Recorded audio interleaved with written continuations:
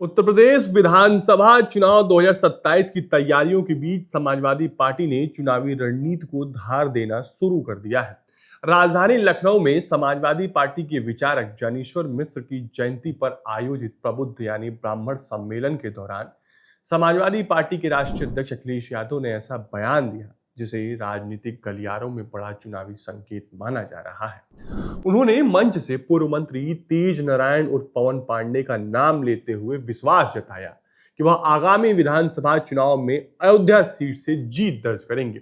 राजनीतिक विश्लेषकों का मानना है कि चुनाव से काफी पहले किसी नेता के पक्ष में इस तरह सार्वजनिक तौर पर भरोसा जताना यह संकेत देता है कि पार्टी उस सीट पर अपने उम्मीदवार को लेकर स्पष्ट हो चुकी है।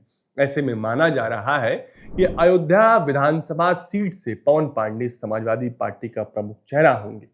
अयोध्या उत्तर प्रदेश की सबसे चर्चित विधानसभा सीटों में गिनी जाती है। राम मंदिर निर्माण के बाद इस सीट का राजनीतिक महत्व और बढ़ गया है। ऐसे में समाजवादी पार्टी का अभी से यहां अपनी रणनीति स्पष्ट करना यह दर्शाता है कि पार्टी इस सीट पर भाजपा को कड़ी चुनौती देने की तैयारी में है।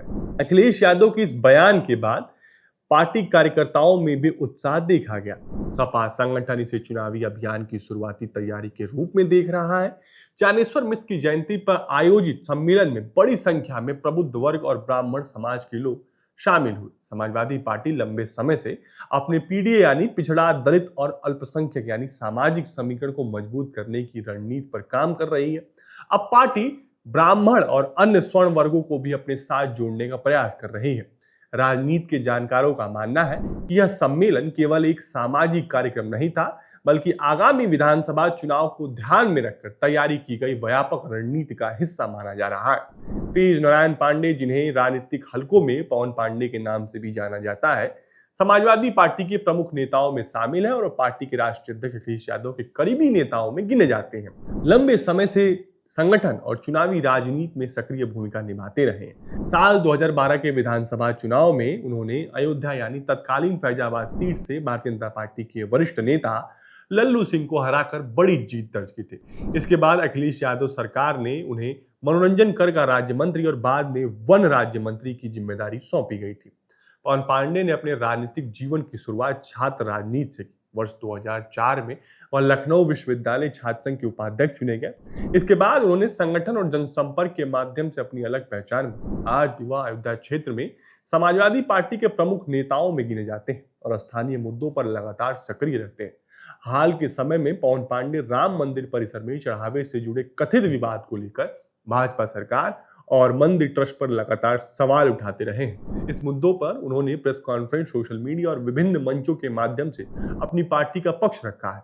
अयोध्या विधानसभा सीट पर इस बार मुकाबला बेहद दिलचस्प होने की संभावना जताई जा रही है।